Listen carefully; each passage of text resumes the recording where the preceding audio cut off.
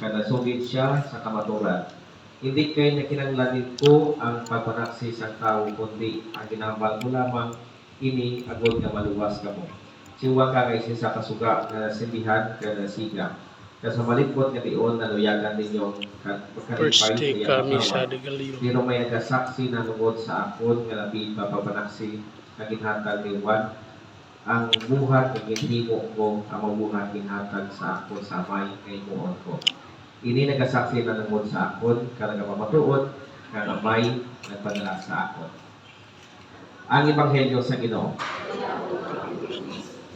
Akong ko kita. Mayat nga po sa inyo tanan. Mayag nga hapon, Father. Ini nga misa ginatawag ini actually Mass of the Waiting. Mass misa sa pagmulat. Nagpagawa ang obispo sa guidelines kan sa polisiya na ang Gloria wala kinakanta sa Mass of the Waiting. Ang wala lang nagkanta sa Gloria.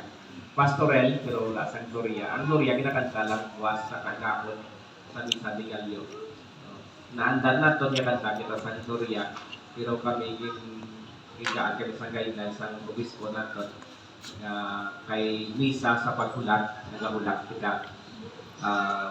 Samtang nagahulat, naga-inolson, nagapangayapatawad, naga-limpyo sa aton kagitusoon. Tapos subong inasulog mo natin ang National Youth Day.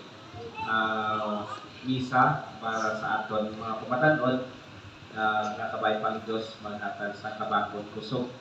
Ilabi na sa sining generation nga tama, kaluya, bangod sa tanan, mahapos kag matawkay. Wala di man na. Sa pamatanon, kinanglan natong ang kabakot nga nagikan sa Diyos na magipalikod kita sa tanang diyon. Ikatatlo, nanungod ini kay Maria, balang mo ang Mass of the Waiting is kay Maria, ina.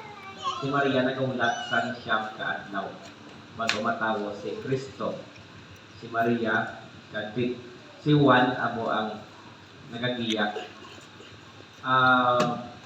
Sanggin nabalan ko ni Bishop nga masay ko sa layo. Ang installation ko November 27 ng 2 years ago. Nagkadto ko din tapos kay sa Minatay.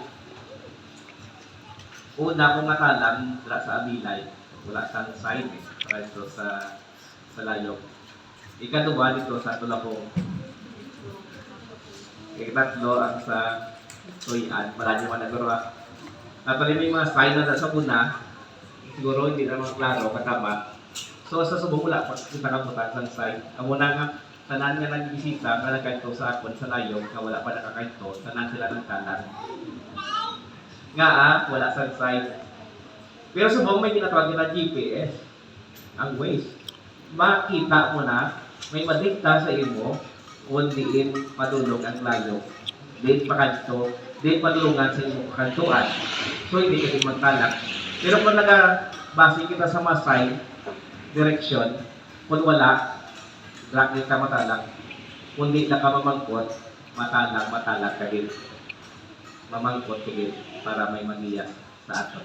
So galit si Maria at si Juan Bautista, ginahimo sila nga nakadireksyon para hindi magkalat.